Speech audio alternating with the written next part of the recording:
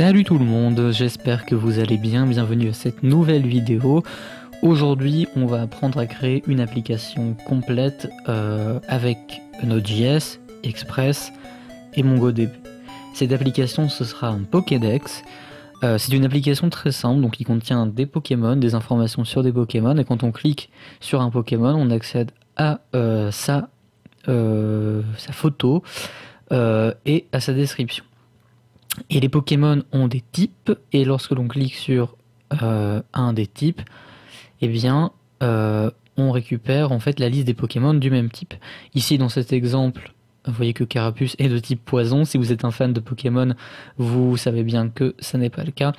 Mais bon, ici, ce sont des données d'exemple destinées à vous montrer le fonctionnement global de l'application. J'avais envie de changer un petit peu des tutos habituels qui consistent à apprendre des compétences isolées pour vous montrer comment avec Express on peut créer vraiment des applications complexes de A à Z. Donc on va couvrir toutes les étapes de la création de cette application très simple que vous allez pouvoir ensuite améliorer de votre côté. Vous voyez qu'il y a un formulaire pour ajouter des Pokémon et également il est possible d'éditer des Pokémon. Ce dont vous aurez besoin pour suivre ce tutoriel, c'est de connaissances fondamentales de JavaScript. Vous aurez besoin d'avoir installé Node.js sur votre système. Ici, je vais utiliser Node.js dans sa version 6. Vous aurez également besoin d'avoir installé MongoDB sur votre système. Et je ne vais pas couvrir l'étape d'installation des différentes dépendances. Mais je vous invite à regarder le site officiel de MongoDB pour trouver la procédure d'installation pour votre système. Une fois que vous avez MongoDB qui tourne correctement sur votre système, eh bien vous êtes prêt à démarrer ce tutoriel. Et donc on va démarrer tout de suite. Je vais couper donc la version finie et je vais, voilà, je vais créer un nouveau dossier que je vais appeler Pokédex très simplement. Et ensuite je vais me déplacer donc dans ce dossier Pokédex et je vais faire un npm init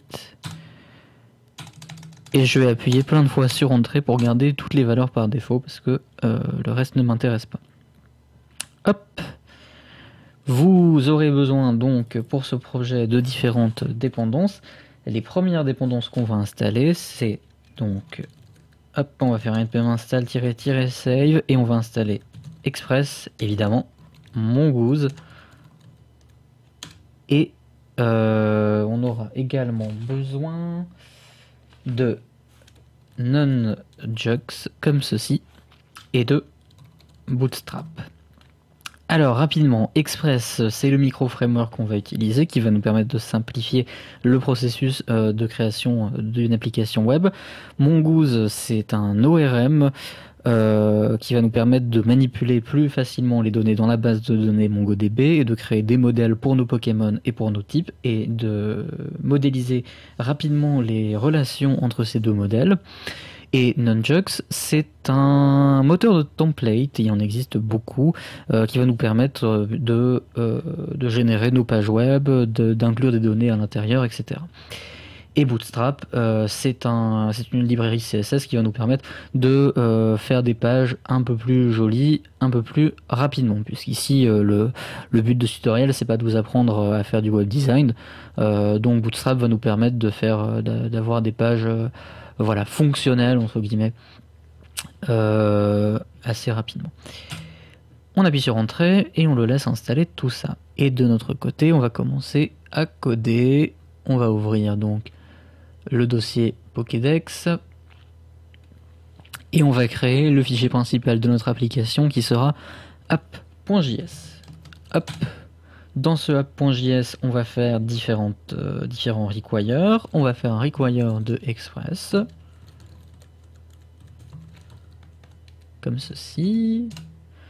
On va faire également un require de Mongoose.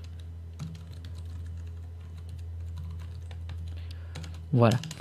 Ensuite, on va instancier notre application en faisant var app égale express avec les parenthèses.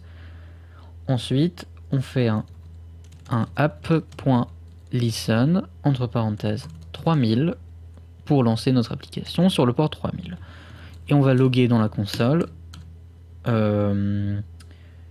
le fait que notre application soit bien lancée en faisant console log de Pokédex lancé sur le port 3000, comme ceci.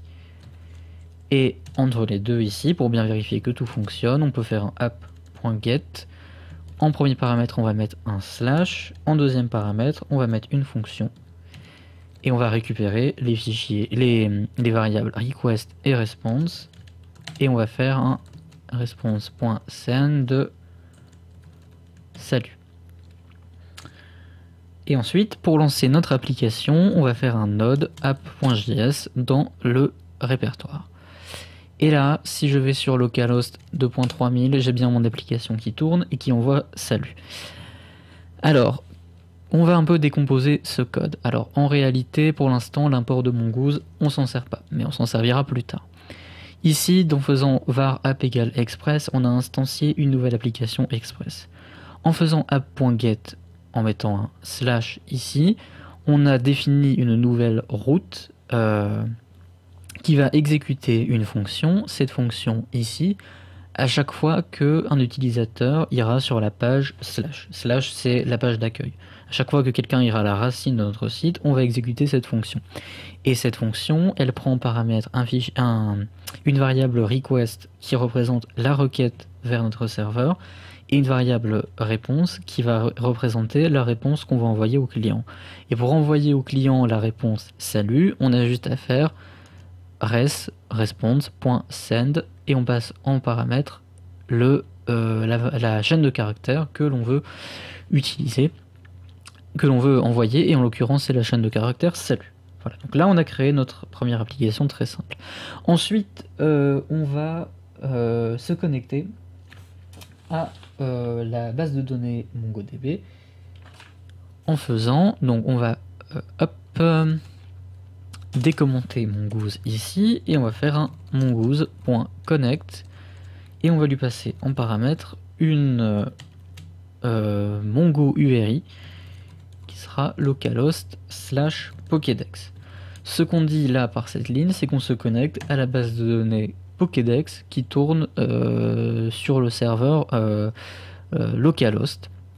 Donc vérifiez bien que vous avez installé MongoDB et que le serveur MongoDB est en train de tourner sur votre machine, sinon l'application refusera de se lancer. Donc une fois qu'on est connecté à la base, ça c'est bon. Ensuite la prochaine étape, ça va être de mettre en place le templating. Alors on va créer un nouveau dossier views ici qui va contenir nos différentes vues. Et dans ce dossier views, on va créer un premier dossier Pokémon qui contiendra toutes les vues liées au Pokémon, un dossier type pour les vues liées au type de Pokémon, et un fichier layout.html qui sera le fichier HTML de base dont hériteront toutes nos vues.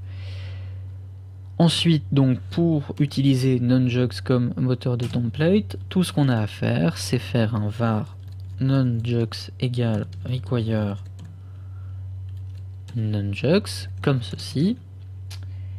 Et ensuite, tout ce qu'on a à faire, je vais me débarrasser de ceci ici, et je vais faire nunjux.configure. Ici, je vais passer en premier paramètre le chemin de notre dossier vue. Donc notre dossier de vue, il s'appelle views, et en deuxième paramètre, un objet contenant des options. Et dans les options, je vais mettre auto-escape de point true, ce qui aura pour effet d'échapper automatiquement tous les caractères HTML présents dans nos différentes variables. Et je vais mettre une autre option importante qui est l'option express. Et dans l'option express, je vais lui passer en paramètre l'instance de notre application, donc la variable app. Et en faisant ceci, j'ai tout simplement configuré Nunjux pour notre application. C'est tout ce qu'il y a à faire pour pouvoir utiliser Nunjux comme moteur de template. On va aller un peu plus loin et créer le layout. Donc pour cela, donc, je vais créer un document HTML5 très simple. Ici, donc, la langue, ce sera FR. Le titre, ce sera mon super Pokédex. Et ici, dans le CSS, je vais importer css/bootstrap.css. min.css. Et ici, je vais définir un bloc, pardon. Hop. Ici, je vais définir un bloc que je vais appeler content. Et ici, je vais fermer le bloc en faisant nblock. Alors, si vous n'êtes pas familier avec Nunjucks, bon déjà je vous invite à regarder la documentation, mais vous verrez qu'il y a beaucoup de moteurs de template qui fonctionnent d'une manière à peu près similaire. Ici ce que j'ai fait, c'est que j'ai créé un bloc et je l'ai appelé content et j'ai rien mis dedans. Et donc la syntaxe accolade % ici permet de définir, d'utiliser en fait certains mots-clés réservés à Nunjucks. Donc ici, quand je mets accolade % bloc content et que je ferme le bloc plus loin avec un nblock, Nunjucks sait qu'il s'agit de la déclaration d'un nouveau bloc. Et les blocs vont nous permettre ensuite de définir en fait des espaces dans nos pages. Ici, donc j'ai un bloc content et je vais pouvoir créer d'autres pages à partir de ce layout de base en changeant uniquement le bloc, le contenu du bloc content. Ce qui veut dire que ici, si je mets un h1 qui contient donc mon super Pokédex et qu'ensuite ici je mets un hr et puis je vais faire un div text center et je vais mettre copyright codecast 2017. Mettons, ça veut dire que quand je vais créer des pages à partir de ce layout, je vais pouvoir inclure du contenu qui sera injecté ici au niveau de mon bloc content entre le h1 et le hr ici. Et tout ce template, tout le reste du template sera inchangé. Ça va me permettre de ne pas dupliquer à chaque fois toute cette partie là et de me concentrer vraiment sur le contenu. Bien, sauf qu'il y a un problème, c'est qu'on a inclus Bootstrap ici, sauf que actuellement notre serveur ne sert pas bootstrap.min.css. Le fichier bootstrap.min.css auquel je fais référence, il se trouve dans Node Modules, bootstrap, dist, css, bootstrap.min.css. Et pour l'instant, il n'y a aucun moyen d'y accéder depuis un navigateur web. Pour résoudre ce problème, je vais devoir utiliser un middleware express statique qui va nous permettre de servir les fichiers statiques. Et pour l'utiliser, je fais app.use et je vais passer en paramètre, en premier paramètre, le chemin /css et en deuxième paramètre express.static. Et là, je vais encore ouvrir des parenthèses et dans les parenthèses, je vais passer en paramètre _ dirname plus plus bootstrap, non pardon, plus node modules / bootstrap / dist / css et avec un slash ici au début. Donc dirname plus node module / bootstrap / dist / tss. Dirname renvoie au répertoire en cours, c'est-à-dire le répertoire dans lequel se trouve le fichier app.js. Et donc pour résoudre le chemin qui mène vers notre fichier CSS, eh bien je concatène le chemin actuel qui est _dirname plus node module / bootstrap / dist / css. Et ce que fait cette ligne, c'est de dire que quand dans mon navigateur je vais taper /css / quelque chose, en fait Express va aller récupérer le fichier statique qui se trouve dans le répertoire CSS de Bootstrap. Donc si je relance mon application, je suis obligé de relancer quand je fais des changements et que je vais dans /css / bootstrap.min.css, je récupère bien le fichier CSS de Bootstrap. Bien, donc maintenant le CSS ça fonctionne. Ensuite, ce qu'on va faire, c'est créer un autre répertoire à la racine de notre application et ce répertoire, on va l'appeler models et il va nous servir à définir nos modèles de données pour nos deux types de données. Il y aura dans cette application très simple deux types de données, les Pokémon et les types. Un type peut avoir plusieurs Pokémon et un Pokémon peut avoir plusieurs types. Donc je vais créer pour chacun de ces types de données des fichiers. Donc le premier ce sera naturellement Pokémon.js et l'autre ce sera type.js. Je vais commencer par le modèle le plus important, le modèle Pokémon. Et dans ce fichier, je vais importer mongoose en faisant var mongoose égale require de mongoose. Ensuite, ici, je peux faire un var Pokémon schéma égale mongoose point égale pardon new mongoose point schéma, et ici je vais passer en paramètre un objet qui contiendra les différents champs de notre type Pokémon. Alors par défaut dans les bases MongoDB on peut mettre n'importe quel type de données. On n'est pas limité avec des colonnes et des champs comme on l'est sur les bases de données relationnelles. Mais Mongoose va nous permettre quand même de définir des modèles avec des champs stricts et d'implémenter donc automatiquement de la validation. C'est-à-dire que on ne pourra pas mettre n'importe quoi dans la base, on sera obligé de se conformer au modèle qui aura été défini. Donc ça permet plus de sécurité. Et puis Mongoose offre d'autres fonctionnalités intéressantes, comme vous allez le voir, le fait de pouvoir définir des relations entre différents modèles, ce qui va bien nous être utile quand on implémentera la relation entre le Pokémon et ses types. Alors, le modèle Pokémon, il va contenir un nom qui sera une chaîne de caractères. Il contiendra également un number qui sera donc qui sera un number tout simplement. Il contiendra également une description. Cette description, ce sera une chaîne de caractères. Et alors, non, une description. Il va contenir également une image. Cette image, ce sera une chaîne de caractères qui sera en fait, qui contiendra en fait le chemin de l'image. Et le champ un peu plus compliqué, c'est le champ de type. Et ce champ de type, ce sera un tableau. Ce sera un tableau parce qu'un Pokémon, souvenez-vous, peut avoir plusieurs types. Donc je vais créer un tableau et à l'intérieur, je vais créer un objet. Et dans cet objet, je vais donc lui donner un type. Donc en fait, il y a deux types, il y a deux manières de définir le type d'un champ dans Mongoose. Vous pouvez faire ce qu'on a fait tout à l'heure, c'est-à-dire simplement faire deux points le type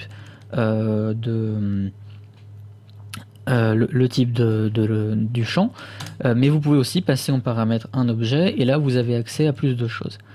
Bon, je vais laisser ça comme c'était, et donc dans cet objet je vais dire le type, et le type de ce champ en fait ce sera pas une chaîne de caractères, ce sera un type mongoose.type.objectID. Donc le type de ce champ ce sera un objectID Mongo.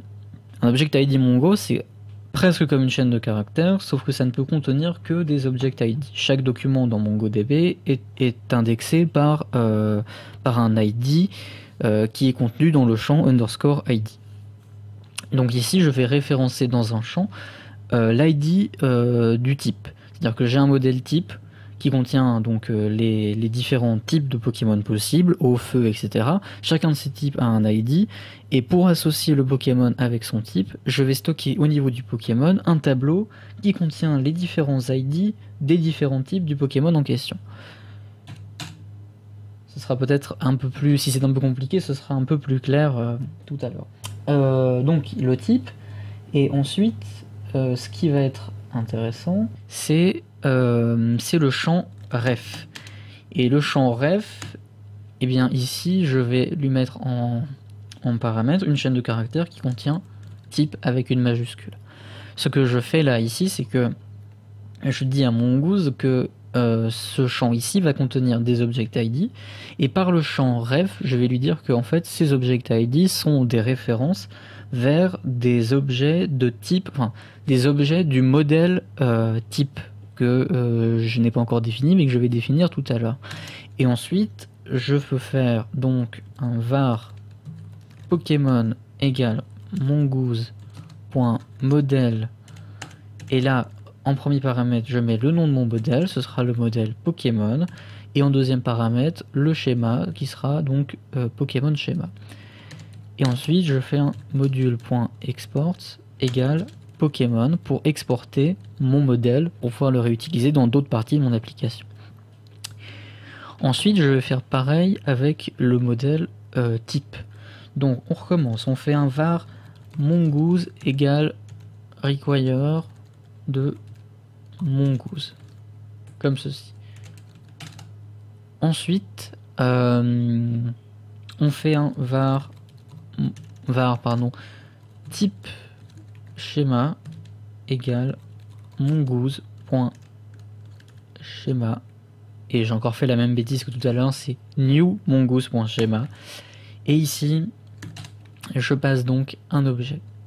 Et un type, ce sera un modèle très simple. Il y aura un nom, qui sera une chaîne de caractères, et il y aura une couleur, qui sera aussi une chaîne de caractères. Et d'ailleurs, tiens, comme ça on voit une autre fonctionnalité de Mongoose. Plutôt que de mettre chaîne de caractères directement, je vais mettre un objet. Le type, ce sera chaîne de caractères, et là je peux mettre une valeur par défaut, qui sera red. Donc si on met pas de couleur à notre type, ça utilisera la couleur par défaut qui est red. Et la couleur, c'est ce qui va nous permettre vous vous souvenez dans le Pokédex que je vous ai montré en version finie, quand on consulte un Pokémon et qu'il y a la liste des types, chaque type est en fait un petit bouton de couleurs différentes. Rouge pour le feu, bleu pour l'eau, violet pour le poison, etc. Et ensuite, là ça va devenir un peu plus compliqué. On va donc voir une autre fonctionnalité de Mongoose qui est les virtuals. Donc un virtual, c'est un champ virtuel, c'est-à-dire un champ qui n'est pas stocké dans la base Mongo, mais vous allez tout de même pouvoir l'utiliser. Et ça peut avoir plusieurs utilités. Par exemple, si dans votre base vous avez un champ first name et un champ last name, eh bien vous pouvez créer un virtual full name qui va renvoyer le nom complet. Mais ce nom complet ne sera pas stocké dans la base, ce sera en fait un champ calculé. Les virtuals permettent aussi, et c'est ce qu'on va faire ici, de définir des relations entre les différents types. Et pour faire cela, je vais faire donc type schéma.virtual et je vais définir le nom de notre virtual. Et ce virtual, ce sera Pokémon. Et ensuite, je passe un objet. Et dans cet objet, je vais mettre donc ref, ce sera le modèle Pokémon. Ensuite, le local field, ce sera le champ underscore ID. Et le foreign field, ce sera le champ, type. Ce que j'ai fait ici, c'est que j'ai défini un virtual Pokémon, qui est en fait une référence au modèle Pokémon qu'on a défini tout à l'heure. Et donc ici, j'ai créé une relation many-to-many entre le modèle Pokémon et le modèle type. C'est-à-dire qu'un type peut avoir plusieurs Pokémon et un Pokémon peut avoir plusieurs types. Et ce virtual ici va nous permettre plus tard, quand on aura récupéré un Pokémon, de faire quand on a récupéré un type, de faire type.Pokémon pour récupérer très facilement la liste des Pokémon de ce type. Ce qu'on fait ici, c'est qu'en fait, dans ref, je vais donner le nom du modèle qui est concerné par la relation. Dans local field, je mets le champ local, c'est-à-dire le champ underscore ID de mon modèle type, et le champ distance, ce sera le champ types, le champ type au pluriel, de mon modèle Pokémon. Et ce que ça fait en fait, c'est que quand je fais mon type.Pokémon, il va récupérer tous les Pokémon dont le champ type contient l'ID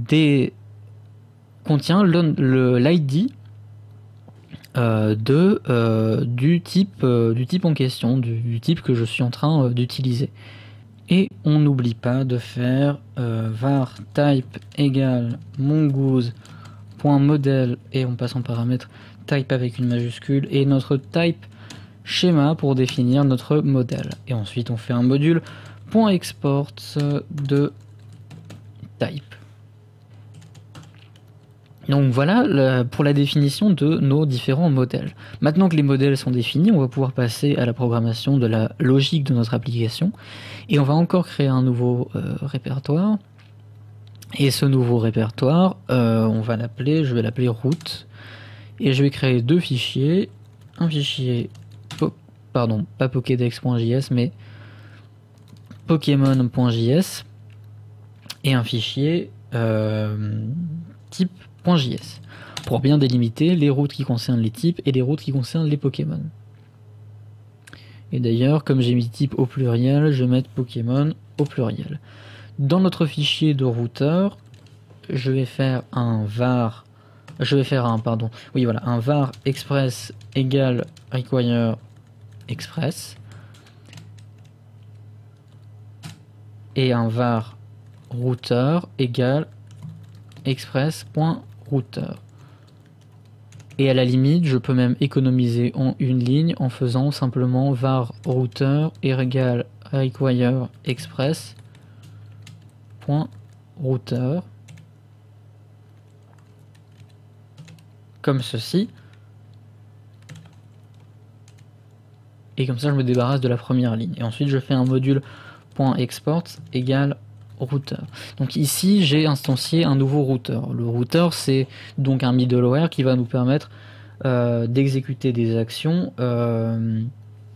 en fonction de certains, en fonction du pass qui aura été appelé dans le navigateur. Donc par exemple, j'aurai une route pour afficher la liste des Pokémon, une route pour créer un nouveau Pokémon, etc.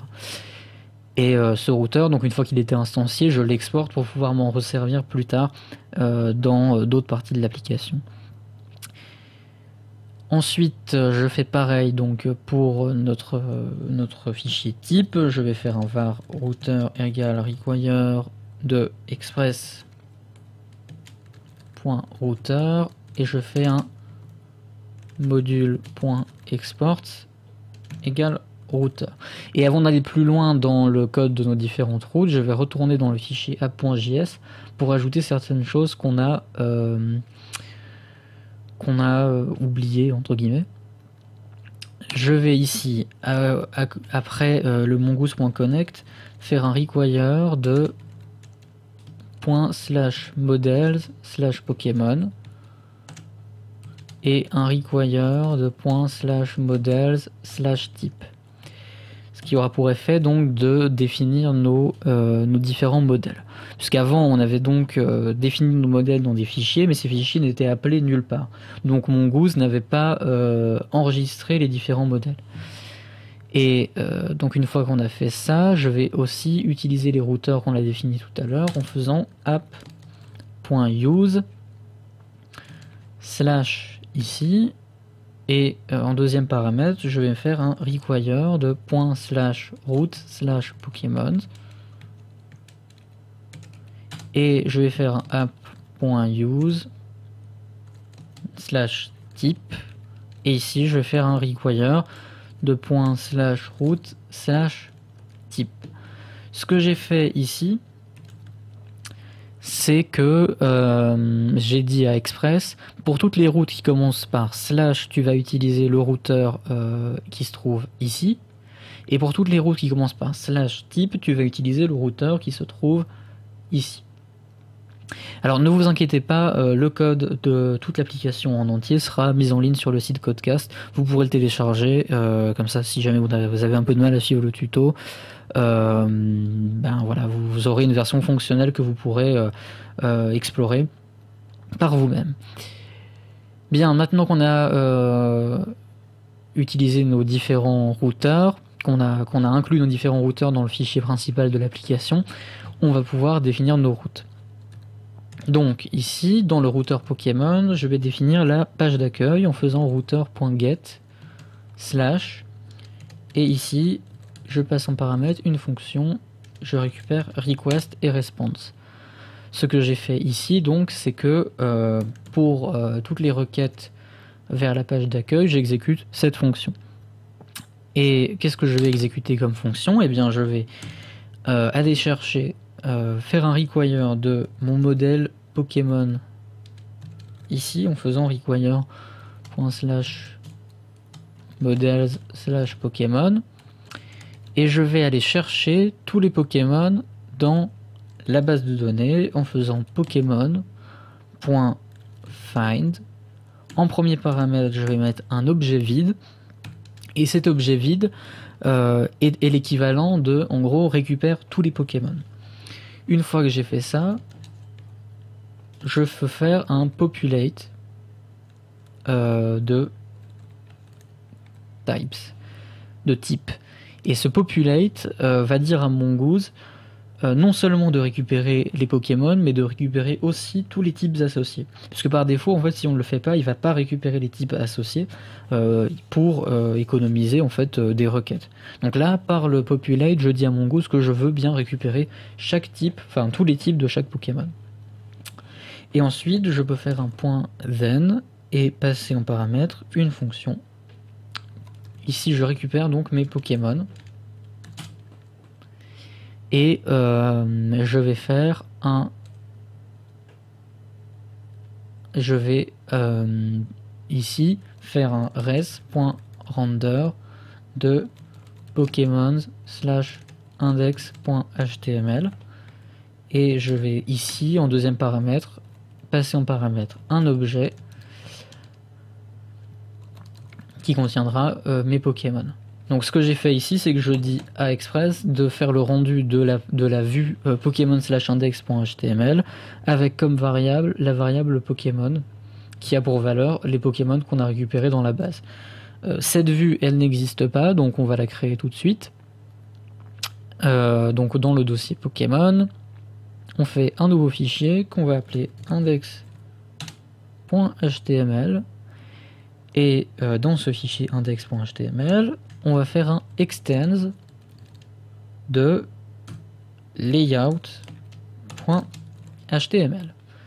Et en faisant ce extends, on va dire qu'en fait, le fichier index.html hérite du fichier layout.html. Ce qui va nous permettre d'utiliser le bloc content qu'on a défini tout à l'heure. Et quand en fait on fait ceci, on peut donc placer tout le contenu qui nous intéresse dans le bloc content et tout le reste de la page, ce sera le reste du layout qu'on a défini ici, comme en fait notre vue index.html va hériter du layout. Et ici, on va simplement mettre un h2 Pokémon et ensuite on va ici faire une itération sur la liste de Pokémon pour afficher, pour faire la liste, pour afficher la liste. Et pour cela, on va faire un for p in Pokémon. Et à chaque fois, donc on n'oublie pas de fermer le bloc en faisant ici un n-for. For p in Pokémon, c'est une boucle qui sera exécutée pour chaque membre du tableau de Pokémon. Et je vais pouvoir récupérer le Pokémon en cours d'itération dans la variable P.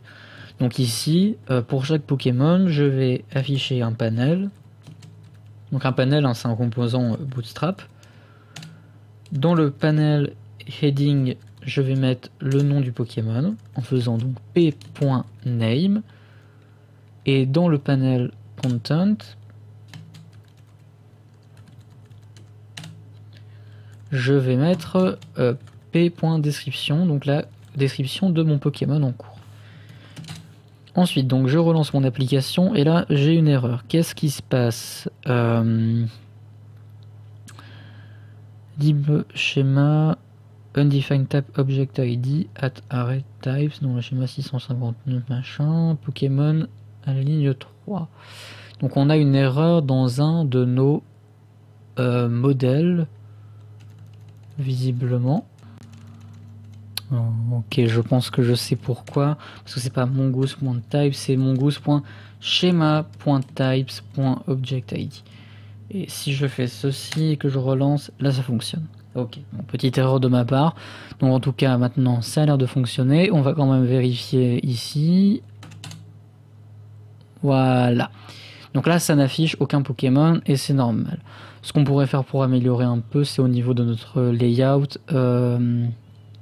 Ici, de mettre un div container Voilà. Et donc ce que vous constatez, hein, c'est comme je vous l'avais dit, que ici en fait c'est le contenu de mon bloc content qui a été bien inclus entre le titre de l'application et le footer. Bien. Donc pour l'instant ça n'affiche rien. Voyons, parce que pour l'instant on n'a pas d'interface pour le faire, donc on va être obligé de le faire manuellement dans la base. Voyons si on insère quelque chose manuellement dans la base de données, si ça fonctionne. Alors oui, j'ai oublié d'en parler au début. J'utilise